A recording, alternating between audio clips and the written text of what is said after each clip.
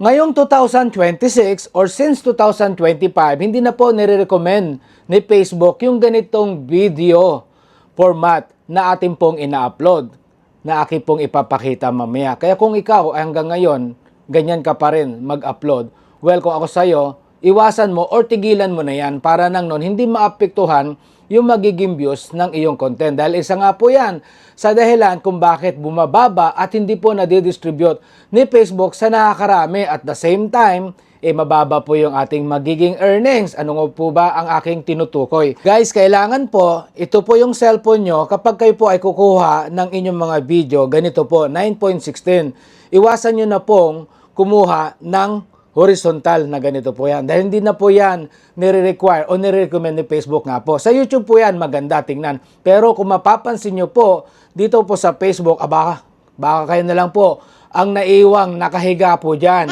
Dahil si Facebook gusto niya po laging nakatayo. Dahil nga po ba ang advantage ng laging nakatayo? O syempre umuusad yung buhay mo. Alam ko, napakahirap po sa atin yung posisyon na nakatayo. Especially sa partner mo, kung maliit yung partner mo. Pero pasasaan ba kapag kanya yang ipinutok yung kanyang pagmamahal, aabot din yan sa puso mo. O huwag masyadong madumi ang isip, guys. So guys, muli ko pong inuulit, follow up ko lang po to kahapon sa video na na-upload ko.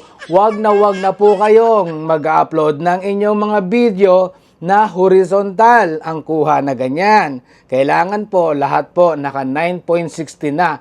Yan po yung bagong nire-recommend ni Facebook. So sa buhay guys ha, wag po palaging nakahiga dahil pag lagi tayo nakahiga, patay kang bata ka, kukuya-kuya-kuy ka, pati ang future mo, kukuya-kuya-kuy din. Kaya bumalik po kayo dito kay Notnot Palaboy dahil dito for sure, lahat tayo ay nakatayo patungo sa ating pangarap. Hindi po tayo dito pahiga-higa at papalo-palo na naghihintay sa mga paangat program. Huwag na po natin gagawin yan. So kung nagustuhan nyo po ito, don't forget to share. And click follow nyo na rin po. At kung meron naman po kayo maluwag-luwag sa bulsa para makatulong po sa ating mga scholar, click subscribe. Bye!